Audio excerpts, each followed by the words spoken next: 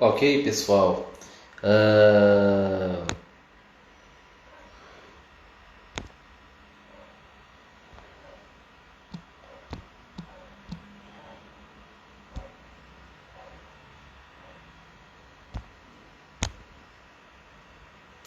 Só aguardando o Dr. Diego.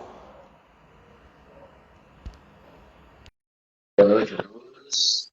Só aguardando o Dr. Diego entrar. Aí, boa tarde, Dr. Diego, Opa, tá? tudo bem? Olá.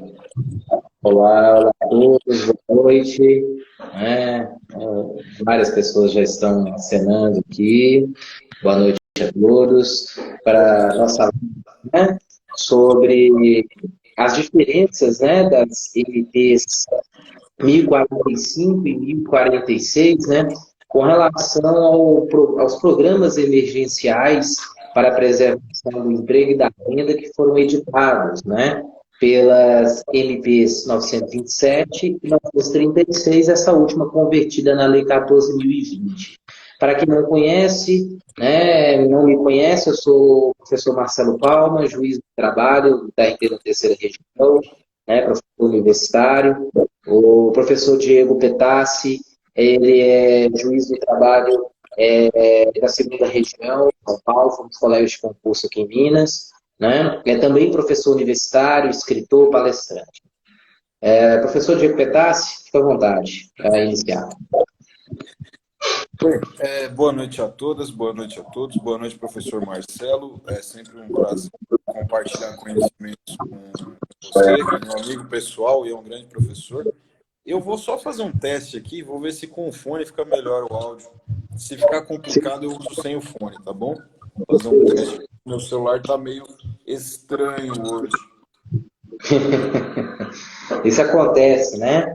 Enquanto o professor Diego está no áudio dele, então, dizendo aqui, né, gente, que na data de ontem, né, entraram em vigor as medidas provisórias, né, trata-se de reedições, né, com diferenças tópicas dos programas emergenciais para o emprego e para a renda, né, que foram editadas pelo mesmo governo federal no ano passado. Uma delas convertida em lei, a outra caducou, muito semelhante a 1046. Né? Era esperado, né, pelo menos acho que os efeitos da pandemia de um ano para outro eles se prolongariam. No entanto, essas medidas só vieram agora no mês de abril, né, sob a justificativa de que o orçamento, né, foi aprovado, né, e sancionado somente agora neste mês. Né? Mas elas chegaram, estão aí, a gente tem que desbravá-las e comentá-las. Professor Diego, à vontade, nós vamos fazer o seguinte, com relação às MPs, o professor Diego puxará com relação à MP 1045, né, e faremos comentários, observações, fiquem à vontade para mandar algumas perguntas, tentaremos responder no prazo de 50 minutos no máximo, tá? Sem sair do foco, e eu puxarei a 1046, o professor Diego fará comentários. Professor Diego, à vontade. Tá. Boa noite. Eu primeiro gostaria de saber se o áudio está ok. Para mim tá ok, professor. E o meu, tá tranquilo? O seu tá. Se tiver ruim aí para alguém, me avisem, tá? Eu acho que com fone fica melhor para falar. Bom, inicialmente, as duas MPs, né? O professor Marcelo vai comentar mais a 1046 e eu vou focar mais na 1045. Elas espelham, em certa medida, as MPs anteriores, né? MP 936 e MP 927. Essa MP 1045, ela basicamente é a antiga MP 936 que foi convertida na Lei 14.020, que é aquela lei que trata da suspensão do contrato de trabalho ou a redução de salário e jornada por um certo tempo com o pagamento do benefício emergencial. Essa MP especificamente não trouxe tantas alterações assim em relação ao que está na legislação mesmo, na Lei 14.020. Tá? Tem até algumas previsões especificamente, ela fala de um prazo, a MP 1045, assim como a MP 1046 fixa um prazo de 120 dias de sua vigência. Similar, em certa medida, aos prazos que acabaram sendo fixados para o programa de benefício emergencial do ano passado, de 2020. Começou com 90 dias anteriormente, depois foi prorrogado, mais 30, mais 30, mais 30 e assim por diante, até chegar a 31 de dezembro, que era o prazo limite daquele programa fixado pela Lei 14.020, né? Esse programa agora tem um prazo de 120 dias contados da data de 27 de abril da entrada em vigor da MP. E esse período de 120 dias, ele remete àquele período de vigência máxima de uma medida provisória mesmo, né? Nos termos do artigo 62, parágrafo 3º da Constituição, que a medida provisória ela pode valer por 60 dias, prorrogáveis por mais 60 dias. Depois disso, se ela não for convertida em lei, ela caduca. O professor Marcelo tem até umas observações sobre isso quanto a MP 1046. Talvez seja o fone que está dando problema. Deixa eu desligar o fone e usar sem o fone, vai. Talvez seja melhor sem o fone. Estamos escutando perfeitamente, pelo menos, aqui. É que uma pessoa que falou que estava baixo. Tá melhor agora? Tá mais Tá, para mim tá ótimo. Tá, acho que o problema era o microfone do fone de ouvido. Tá. Bom, os programas não mudaram nesse ponto. Nós temos a possibilidade de redução de jornada e salários proporcional em 3 faixas, né? 25%, 50% e 70%, ou a suspensão do contrato de trabalho, que seria a mesma coisa que a redução do salário por 100%. Uma das primeiras pegadinhas que eu poderia dizer aqui, e aí eu fico em dúvida se foi desleixo do legislador presidencial aí, ou se foi de talvez uma tentativa mesmo de fazer isso mesmo, que ele desejou fazer isso mesmo, é a previsão que consta aqui do artigo 10º, parágrafo 2º, especificamente, da MP 1045, porque esse dispositivo trata da... Não é o parágrafo 2º do artigo 10, tem um outro que trata especificamente daquela obrigatoriedade que já existia antes. O que dizia a MP 936 e o que diz a Lei 14.020? É possível suspender o contrato de trabalho por um período, que é o período de vigência do programa, que aqui no caso seria o 120 dias. Nesse período, o trabalhador vai receber apenas o benefício emergencial. Só que, para aquelas empresas que oferiram receita bruta no ano calendário de 2019 superior a 4.800.000, elas ficam obrigadas, mesmo nesse contexto de suspensão do contrato, a pagar aquela ajuda de custo de natureza indenizatória de 30%. Então, o empregado recebe a ajuda de custo da empresa de 30% e recebe mais o benefício emergencial. Essa regra foi repetida agora na MP 1045. O problema é que foi repetida ipsis literis, citando inclusive o ano calendário de 2019, ao invés de usar o ano calendário de 2020, que seria o normal, né? O ano calendário anterior, né? Porque agora nós estamos em 2021. Então, quem oferiu receita bruta de 4.800.000 em 2019... O governo buscou um calendário de 2019 em que esse tinha um faturamento normal, né? Para tomar como base, né? E a MP, ela foi editada agora no ano 2021. O lógico normal seria a receita bruta de 2020, né? Seria. E o grande problema, o que pega isso é que, naturalmente, a receita, salvo algumas exceções, né, de empresas que tiveram uma lucratividade maior em 2020 do que em 2019, geralmente empresas atreladas a atividades essenciais, como, por exemplo, farmácia e tudo mais, a tendência é que o faturamento de 2020 seja pior que o de 2019. Só que para exigir que a empresa pague o auxílio, essa ajuda de custo, vai ser considerado o faturamento de 2019. Então a empresa pode ser muito prejudicada em razão disso também. Na verdade, é o governo se eximindo um pouco do pagamento do benefício emergencial, porque a partir do momento que a empresa paga essa ajuda de custo de 30%, o benefício é reduzido a 70% do que seria direito do empregado, cuja base de cálculo seria o que ele receberia do seguro-desemprego. Tem alguém falando que está dando eco, eu não sei se é o meu dispositivo. Sim. Para mim está bem tranquilo. Tá. Aqui o meu tá normal, aqui o meu não tá dando problema. Bem normal. O grande problema aí é esse, então, né? Porque a tendência é prejudicar, é tentar, de alguma forma, livrar aí o governo, né? Reduzir o custo que o governo vai ter com esse benefício, de um lado, e, ao mesmo tempo, aumentar o ônus para o empregador, considerando a sua receita bruta de 2019, quando ele estava em um cenário pré-pandemia, né? E agora ele está passando desde 2020 por um cenário de pandemia. Continue, por gentileza, com a explicação, que eu só vou pegar um fone de ouvido, talvez seja o meu dispositivo, mas enquanto eu vou pegando, continue com a explicação aí. Pode falar. Tá. É que o meu fone não estava dando problema no microfone, eu acho. Se for o caso, eu posso usar. O meu tá dando eco? Quando eu tô falando, tá dando eco para vocês? Eu posso tentar usar o fone para melhorar. Então, essa é a primeira observação que eu teria que fazer aqui, quanto a essa questão do ano calendário. Eu não sei se foi um erro ou se foi proposital. Eu diria que foi proposital, no caso, para tentar eximir o governo de alguma responsabilidade. Tá? Uma outra questão que me parece um tanto complicada aí refere-se à circunstância do artigo 10, esse dispositivo, artigo 10, parágrafo 2º, da própria MP 1045, que fala o seguinte, né, esse dispositivo trata daquela garantia de emprego.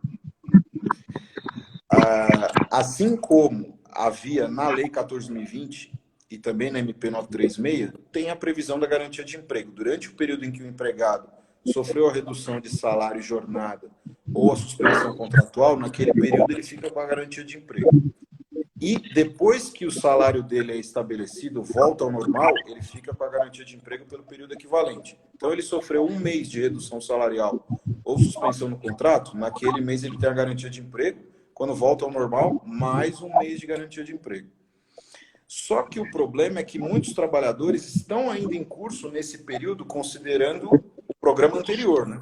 O programa anterior acabou, redução de salário acabou em 31 de dezembro. Digamos que ele ficou 4 meses, 5 meses nessa circunstância, porque era permitido pela legislação atual. 5 meses nessa circunstância de redução de salário, somados os períodos. Aí começou o ano de 2021, ele teria mais 5 meses de garantia de emprego. Nesse meio tempo surge aí uma nova medida provisória que traz um novo período de benefício emergencial, um novo período desse programa. O empregado pode ter de novo seu salário reduzido ou seu contrato suspenso. E aí começa um novo período de garantia de emprego. Os períodos coincidem. E aí qual foi a tentativa de solucionar o caso que a medida provisória trouxe? Quando começar o período de garantia de emprego da MP 1045, suspende-se aquele período de garantia de emprego da Lei 14.020. Ele fica paradinho lá. Então, faltava 1 mês de garantia daquele período da Lei 14.020. Aquele mês fica parado. Começa a correr a garantia de emprego da MP 1045, até acabar. Depois que acabar esse período de garantia da MP 1045, começa o período remanescente de novo. Tá? Outra vez, começa esse novo período, esse período remanescente da Lei 14.020 começa até o fim. Então, é uma confusão difícil até de entender para quem é leigo, para quem não domina a matéria. E aí o que me leva à conclusão de que teremos múltiplas demandas quanto a isso. Porque a legislação trabalhista precisa ser simplificada, né? E aí não foi. Tem problemas para os operadores do direito. Porque eles encavalaram, né? O senhor deixou muito claro, eles encavalaram garantias provisórias, né? Eles tinham a garantia da MP 936, foi convertida em 14.020, né? Porque o senhor deixou claro.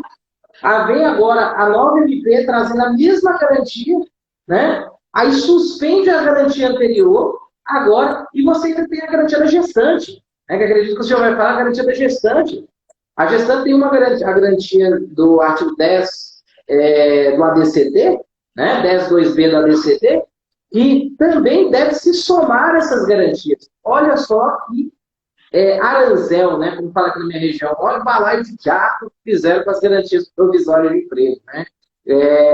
É interessante. Isso vai gerar, talvez, uma insegurança jurídica, né? Tudo bem que é um instituto protetivo, né? para garantia, né, nesse período vulnerável, né, que o trabalhador se encontra, mas olha só a dificuldade e que vai gerar uma certa insegurança jurídica até para o aplicador do direito, para o estudioso do direito, para os professores, para os juízes, advogados. E a questão que se coloca aqui é que depois se acusa o judiciário de fomentar a insegurança jurídica, né? Esse é o problema, né? Sim, o professor Marcelo bem lembrou da questão da gestante. A questão da gestante foi resolvida da seguinte forma na Lei 14.020, né? Isso foi reproduzido aqui. A gestante pode ser submetida ao período de suspensão do contrato ou redução salarial. Só que quando ela entra na licença maternidade, seja redução salarial, seja suspensão contratual, ela cessa. Aí a empregada entra em licença maternidade e começa a receber o salário maternidade. Depois que acaba esse período de salário maternidade, ela volta a trabalhar, só que ela goza daquela garantia de emprego de até 5 meses após o parto, que tem ali no ato das disposições constitucionais transitórias. E só depois que termina esse prazo de garantia dela, que está na Constituição, aí começa a correr o prazo de garantia da legislação sobre o Programa Emergencial de Preservação do Emprego e da Renda. Agora, imagine a circunstância que a gestante tem ainda o período de garantia da lei antiga, da Lei 14.020. Vai entrar nessa situação aqui da suspensão do contrato da nova medida provisória. E aí depois vai entrar em licença. Então ela vai ter 3 garantias correndo, né? Tem que acabar uma para depois começar outra, para depois começar outra. Virou uma bagunça. Vai chegar ao ponto que até o juiz vai ter dificuldade de entender, como bem o professor Marcelo disse, quando começou uma garantia e quando acabou uma garantia. E o professor Marcelo pode me corrigir se eu estiver incorreto, mas tem uma decisão brilhante, inclusive, que o professor Marcelo deu, acho que há uns 2 meses atrás, 1 ou 2 meses atrás, que até saiu em sites especializados sobre isso mesmo, que era a concessão daquela indenização respectiva pelo período da garantia provisória, em que o empregado foi mandado embora e ele ainda tinha a garantia provisória de emprego da Lei 14.020. Só que os efeitos jurídicos dessas garantias são diferentes. Qual é o efeito jurídico da garantia da Lei 14.020 e da própria medida provisória 1046? O empregado não seria reintegrado se ele fosse mandado embora. Seria caso de pagar aquela indenização que está lá, seja na lei, seja agora no MP 1045. Agora, se há coincidência com a garantia de emprego da gestante, no caso da gestante, se ainda está em curso o período de garantia dela, ela tem que ser reintegrada. Então, os efeitos jurídicos são diferentes. Gera uma miscelânea, né? O professor Marcelo até pode explicar, pode dar a sua posição aí, tendo em vista que julgou esse caso recentemente. Eu não pude julgar, né? Mas eu ainda não peguei um caso desse, mas o professor Marcelo já pegou. Neste caso aí, professor, o meu caso era muito mais simples, né? A discussão era sobre a extensão dessa garantia, né? Que, na verdade, rigorosamente não é uma garantia, bem uma garantia de emprego, né? Exato. Porque o empregado ele não tem direito à reintegração, né? Na verdade, é apenas eu poderia até chamar de uma indenização, né? Garantia, né? Uma garantia de indenização por período equivalente à duração das medidas emergenciais. Mas a questão que se coloca é que nós vamos ter que enfrentar isso no caso concreto. Eu enfrentei uma vez, saiu até publicado, fato a sentença em certo site especializado, mas era uma questão muito mais simples, né? Era discutido se era válida a prorrogação do programa, né? Do empregador, ele adotou a suspensão, mas depois, logo após, ele dispensou a empregada, né? Aí ele estava lutando para que a garantia durasse menos do que ela teria direito, e acabou que a empregada teve razão neste caso e ganhou aí 4 meses de garantia, né? Ela teve um contrato suspenso aí por 2 meses, né? Houve a prorrogação disso aí, então ela teve o direito, ela teria direito à garantia provisória de emprego pelo prazo da suspensão, mas idêntico prazo. Basicamente é isso, mas eu acho que nós vamos ter que analisar essas situações no caso concreto mesmo, principalmente diante desse emboleiro, né, que eu falo de garantias provisórias, né? Gestante, Lei 14.020 e agora a nova MP 1045. O professor Diego, agora teve uma questão interessante, né? Duas questões interessantes que me chamaram a atenção nessa nova MP, e eu peço que o senhor comente, né? Que são o caso do aposentado, né? Que ficou bem explícita a questão do aposentado, né? Questão de complementação dos benefícios, né? Ficou bem reiterado, né? E para você suspender ou reduzir, né? A jornada de salário do aposentado é necessário, né? Que ele não tenha perdas, né? Remuneratórias, né? Pelo menos no valor nominal que recebe, independentemente da natureza jurídica da parcela, ele paga. Aí o senhor pode comentar. A exclusão do intermitente do programa, né? E também a questão referente ao recebimento devido. Como é que ficou isso aí na MP 1045, essas três situações? Bom, a original MP 936 não trazia uma solução para o empregado aposentado, que geralmente era aquele que tinha a comorbidade da idade avançada, que era exatamente aquele empregado que tinha que ser afastado do ambiente de trabalho e não poderia ser incluído nesse programa. Por quê?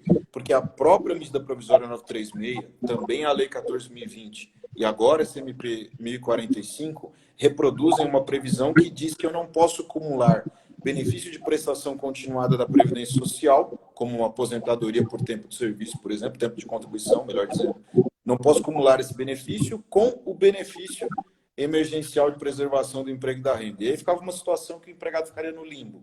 E o empregador não poderia colocar essa pessoa com contrato suspenso se ele não recebesse o benefício. A solução que o legislador trouxe já na Lei 14.020, foi reproduzida aqui, seria de que o empregador pode suspender o contrato ou reduzir a jornada de trabalho desse trabalhador que recebe aposentadoria por tempo de contribuição ou outro benefício de prestação continuada da Previdência Social, desde que o próprio empregador pague uma ajuda de custo em valor equivalente ao que ele receberia do benefício emergencial.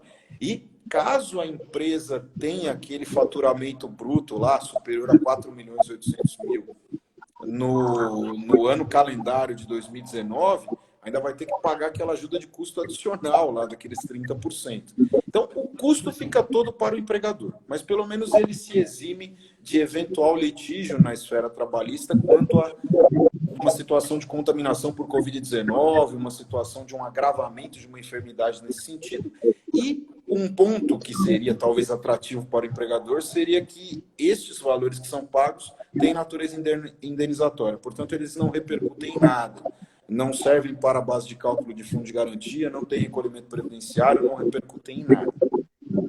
Outro ponto que o professor Marcelo destacou, que é importante, esse ponto nunca ficou muito claro na legislação anterior, refere-se ao que acontece se o empregado recebe indevidamente o benefício emergencial, né? Porque havia algumas portarias da Secretaria Especial de Previdência e Trabalho do Ministério da Economia, dizendo que os responsáveis pelo recebimento indevido poderiam ser executados. Seria até uma hipótese de inscrição endividativa para execução posterior. Mas nunca ficou claro o que acontece com o empregado, né?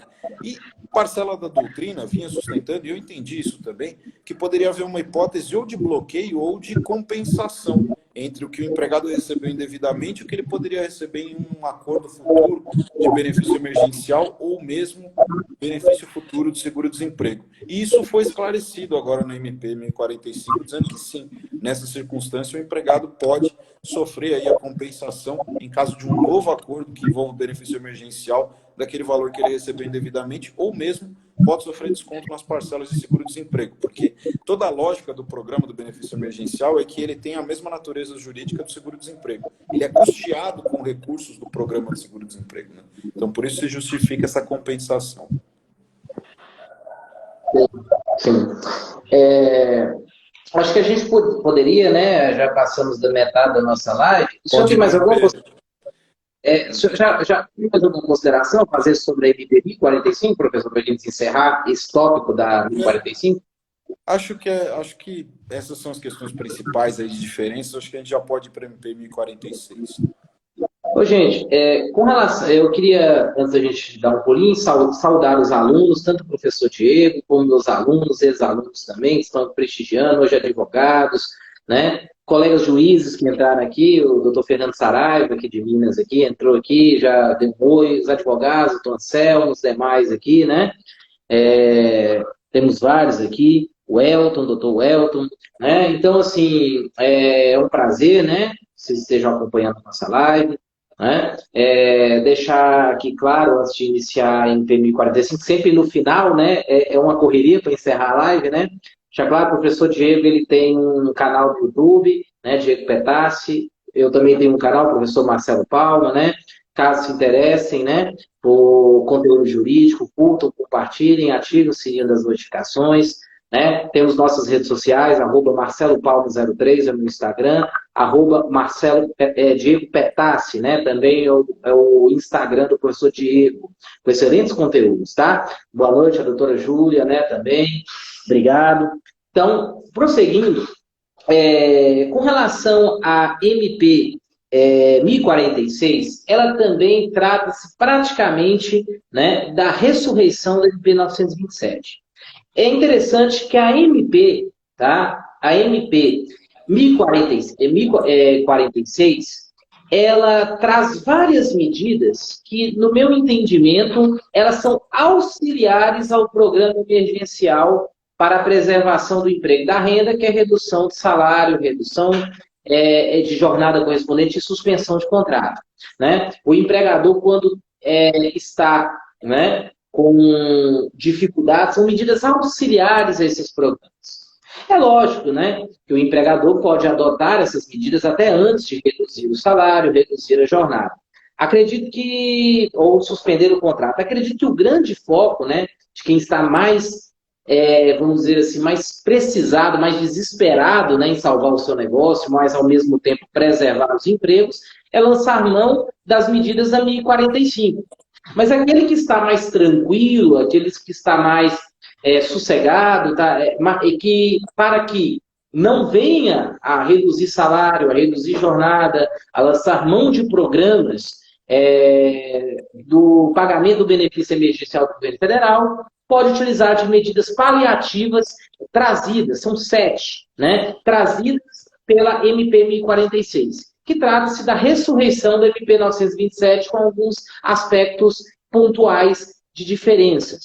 As medidas trazidas também podem ser adotadas somente por 120 dias, certo? Então, é o prazo de duração máximo de uma medida provisória se ela não for convertida em lei ordinária, né?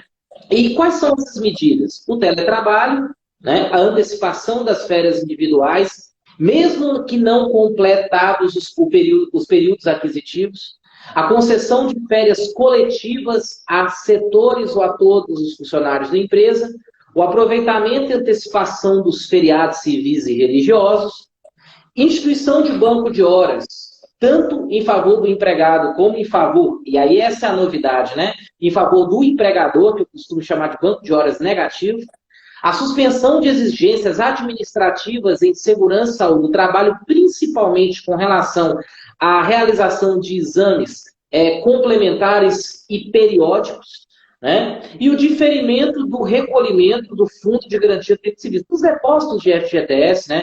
Dos meses de abril, maio, junho e julho, né? Aí vão ser deferidas o pagamento em 4 parcelas, a partir de setembro deste ano. São medidas de refrigério para que o empregador tome medidas mais brandas, porque a redução de salário e de jornada ou suspensão de contrato de trabalho.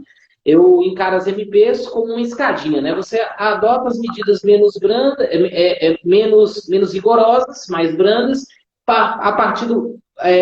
se isso não é suficiente, adota as medidas mais gravosas, né? Gente, o que mudou com relação à medida provisória passada, né? Pouquíssimas coisas. Com relação ao teletrabalho, o que é o teletrabalho, né? É o trabalho desempenhado por meio intermediado pela tecnologia da informação. Atividades tipicamente internas da empresa são deslocadas para o ambiente domiciliar do empregado ou outro de sua preferência, mas mediado pela tecnologia da informação, né? E a MP ressuscita a possibilidade de o empregador unilateralmente deslocar esse empregado desse regime, avisando-o com 48 horas de antecedência. Mas quais são as mudanças, né? É interessante que o parágrafo 5º, né, do artigo 4º, né, do artigo 3º, perdão, ele diz que o uso de equipamentos, né, tecnológicos de infraestrutura necessária, assim como de softwares, ferramentas digitais, quaisquer que sejam elas, e-mail, aplicativo de mensagem instantânea, WhatsApp, né, Telegram ou Snapchat, né, BIPs, etc., ou de aplicações de internet utilizados para o teletrabalho, se o empregador utilizar isso fora da jornada normal de trabalho dele, por exemplo, ele tem que trabalhar de 8 às 18, com 2 de intervalo, mas ele utiliza isso às 22 horas da noite, por exemplo, não constitui tempo à disposição do empregador. Regime de prontidão ou de sobreaviso, exceto se houver previsão em acordo individual, ou seja, se acordo individual falar bem assim, não, se ele utilizar fora do horário de trabalho, é tempo à disposição, ele está à disposição do empregador, né? Ou em convenção, acordo coletivo de trabalho, fizer essa previsão, né? O professor Diego Graça estava discutindo sobre isso, né? Ele pode até dizer, isso se trata de uma mera presunção legal, né, professor? Se, de fato, né, for evidenciado que o empregador exigia trabalho fora da jornada usual, isso aí pode gerar um certo problema para esse empregador, correto? Correto. Inclusive, quando nós já debatemos sobre isso na vigência da antiga MP, né, professor? E tinha um dispositivo similar nesse sentido, e nós também entendemos que desde que fosse algo episódico, em tempo reduzido, poderia ser considerado que não é tempo à disposição. Mas se fosse um tempo prolongado, de forma habitual, não considerar aquilo como tempo à disposição, no fim, acaba violando o direito à desconexão do artigo 6º da Constituição Federal, né? A pessoa vai trabalhar numa jornada eterna e realmente tem uma confusão plena entre o ambiente de trabalho e a esfera domiciliar. E esse dispositivo ainda foi um pouquinho mais além do que aquele lá da MP 927, né? Que na MP 927 falava daqueles aplicativos de mensagens. Então, basicamente, era WhatsApp, Telegram, no máximo um e-mail. Agora, fala até em software. Tem muitas empresas em que o indivíduo, para trabalhar em regime de teletrabalho, ele tem que logar no programa específico, no software, no site ali específico da empresa para prestar serviço. Então, até esse software, até logar no sistema da empresa, poderia ser considerado, enquadrado nesse dispositivo aí, sustentando que não é tempo à disposição fora da jornada. É preciso ter cautela nessa interpretação aí, porque senão, na verdade, é pior até para o próprio empregador, porque a probabilidade dele ser condenado ao pagamento de horas por sobrejornada, por ficar se comunicando com o empregado fora do expediente, é muito grande. Porque vamos sustentar que é um período significativo e não dá para desprezar isso da jornada. É verdade.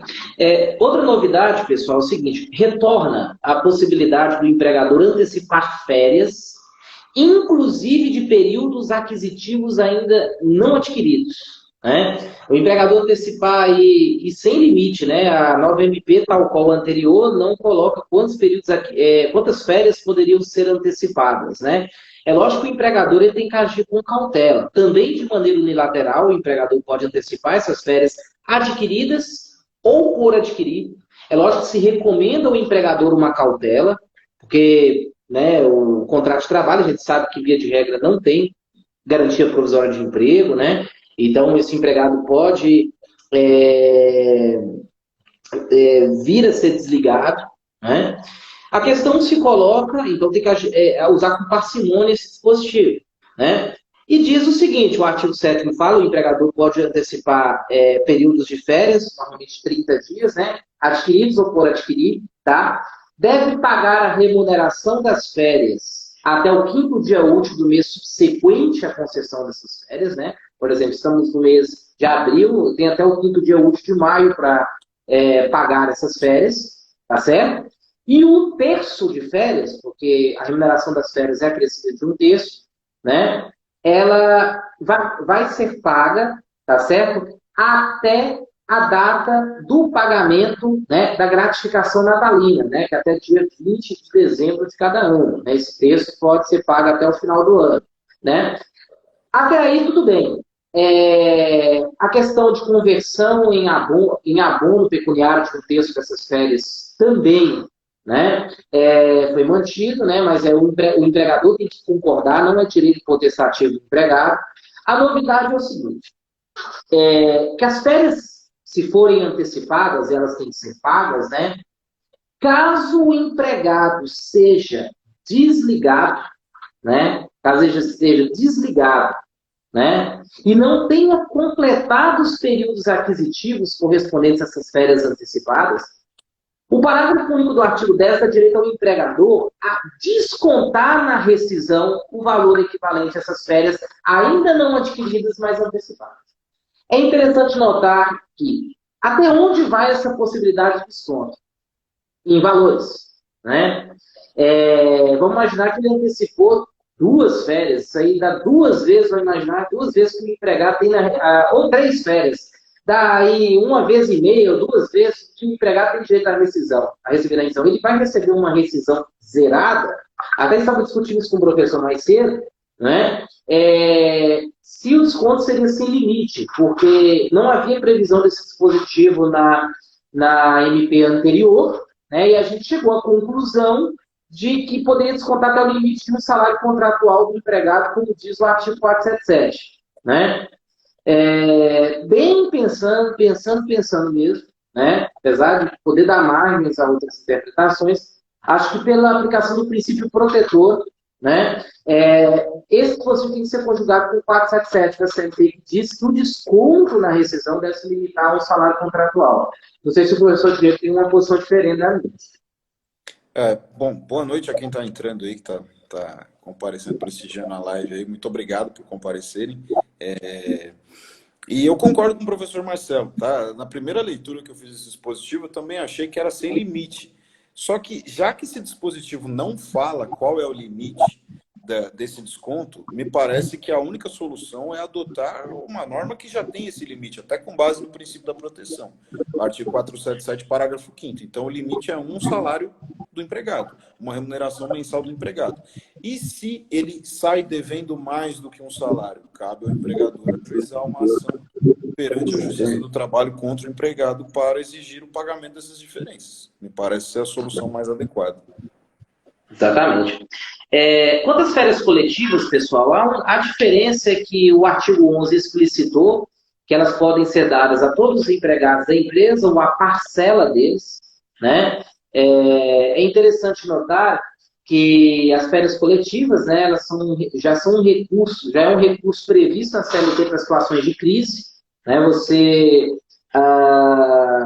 deixa o pessoal, interrompe os contratos de trabalho, né, por um tempo para que essa empresa se recupere a sua produção, recupere a vazão dos seus produtos, né?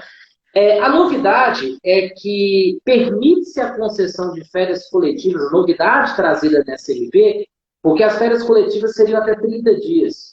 Permite-se a concessão por prazo até superior a 30 dias. Né? Você interrompe os contratos, paga a remuneração das férias, paga o texto certinho, mas pode ser concedido além do prazo de 30 dias. Né? Então, é uma novidade interessante trazida pela MP 1046. Gente, com relação aos feriados, o empregador pode antecipar feriados. É interessante, o professor Diego também, acho que na cidade dele, é São Bernardo, né, professor Diego? São Bernardo. Aqui também adotou a lógica da capital paulista aí, de antecipar uma porrada de feriados aí. E aqui em Montes Claros também nós tivemos uma série de antecipações de feriados civis e até teve uma polêmica aqui com um certo feriado religioso aqui, e aí o município aí acabou voltando atrás e tal com o decreto, mas assim, vai acontecer a mesma lógica aqui. Mas é interessante que os municípios se inspiraram eu creio que na medida provisória 927, que autorizava o empregador a fazer isso unilateralmente com os feriados federais, né, civis. Né? Professor Anselmo, já respondendo do doutor Anselmo aqui a pergunta, né, dele, inclusive os religiosos, sim, inclusive os religiosos aqui, de qualquer natureza aqui, agora a MP 1046 fala no seu artigo 14 que, independentemente de concordância do empregado, qualquer feriado estadual, municipal, distrital, federal, civil ou religioso pode ser antecipado. Tem que dar ciência no prazo de 48 horas por escrito ou por meio eletrônico, né? Agora, com relação aos municípios, né, professor Diego, há uma questão, né? Pode um pouquinho aqui a MP, mas a questão da constitucionalidade até legalidade. No caso do decreto, seria legalidade, né? O parâmetro do decreto seria a lei, né? De antecipar feriados federais, né? Ou estaduais, né, no caso, né? Mas, no caso, aqui é uma MP federal, né? Uma legislação, um ato normativo federal da União, né? Um pouquinho diferente dos municípios, da competência, né, administrativa dos municípios aqui, porque já é uma MP que dá esse poder, esse direito potestativo ao empregador, né? Uma MP da União, né, do governo federal. E essa MP foi um pouco além, né, como o professor disse, porque a MP anterior não permitia, ela permitia a antecipação dos feriados religiosos, mas exigia que houvesse a concordância do empregado por causa da liberdade religiosa. Agora a liberdade religiosa foi jogada aí para o limbo, né, pelo legislador, aí, pela emergência da medida. De fato, professor Marcelo, tem essa perplexidade mesmo, se o município ou o estado poderia... Foram os municípios que fizeram isso, né? Antecipar feriados federais. Mas, a rigor, considerando aquela decisão lá da ação direta de inconstitucionalidade do Supremo Tribunal Federal, que deu esse poder amplo a estados e municípios de adotarem medidas restritivas de combate à pandemia, salvo engano, o número é 6341, né? Com base nessa decisão, me parece que seria possível também. Se fosse judicializada a questão, me parece que o Supremo acabaria adotando o mesmo raciocínio, como acabou adotando aquela questão do fechamento lá de atos presenciais relativos a igrejas e outras questões. Sim. Um abraço aí ao colega juiz de trabalho, professor Rodrigo Dias, né? É um prazer conversar com você, viu, professor? Um abraço. O artigo 15 traz algumas questões relativas ao banco de horas, já acelerando para o final aqui, né, que já está quase completando 50 minutos, mas o artigo 15 da MP 1046 nos traz a peculiaridade do banco de horas, né, que é uma instituição muito importante, muito interessante, né, para que o empregador ele interrompa, né, a prestação de serviços, mas possa exigir que esse serviço seja com pagamento de salário, mas que possa exigir que esses serviços sejam prestados em outro momento, né, até o limite de 2 horas por dia, né, respeitando aquele limite da CLT de, no máximo, 10 horas por dia, englobada a jornada normal, mais a jornada extraordinária. Uma novidade aqui é que o empregador pode exigir essa compensação, né? Aquele empregador que teve sua atividade interrompida, lá no parágrafo 1º do artigo 15, ele poderá exigir que essa compensação seja realizada nos finais de semana, né? Mas tem que ser observado todas as questões relativas ao artigo 68 da Consolidação das Leis de Trabalho, tem que se respeitar o repouso semanal remunerado, né? No 7º dia, tem que garantir sempre a rigidez do descanso desse empregado. Uma outra novidade trazida no parágrafo 3º do artigo 15 é que mesmo se não houver interrupção do trabalho, as empresas que desempenham atividades essenciais, né, transporte coletivo, os hospitais, por exemplo, né, também, né, serviços funerários poderão, né, durante o prazo de 120 dias, constituir esse regime especial de compensação de jornada de banco de horas. Ou seja, empresa de não serviço essencial, o serviço não é essencial, né, só pode instituir o banco de horas em favor do empregador, que costuma chamar de banco de horas negativo do empregado, se tiver interrupção, certo? Agora, empresas que desempenham atividades essenciais, independentemente se houver interrupção ou não do trabalho, podem construir regime especial de compensação.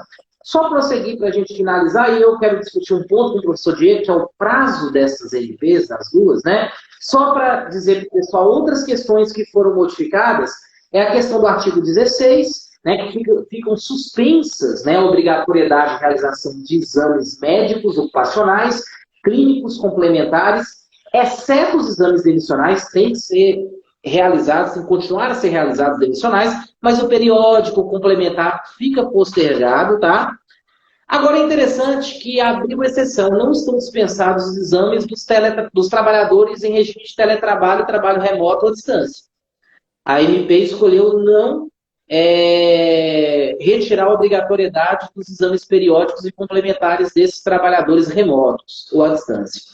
Certo, gente? Questões também, né?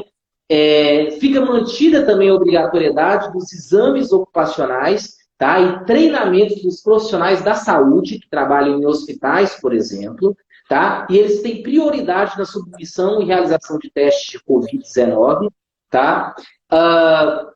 E os exames médicos, né, de saúde ocupacionais, né, eles poderão ser realizados no prazo de 180 dias após o vencimento, né, após o término, né, do prazo, né, eles vencidos no prazo do artigo, no prazo do artigo 1º da MP, perdão, gente, que é o prazo de 120 dias de duração da MP. Né? Vencer um exame médico ocupacional periódico nesse período de duração da MP, né, 120 dias, certo? Terá o empregador 180 dias para realizar, tá, este exame a contar da data do seu vencimento.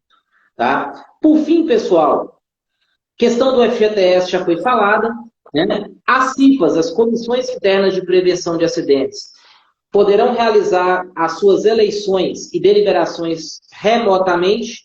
Acordos e convenções coletivos pela MP também poderão ser firmados, tratados, acordados remotamente, tá certo? Então, é algo que não existia na MP anterior.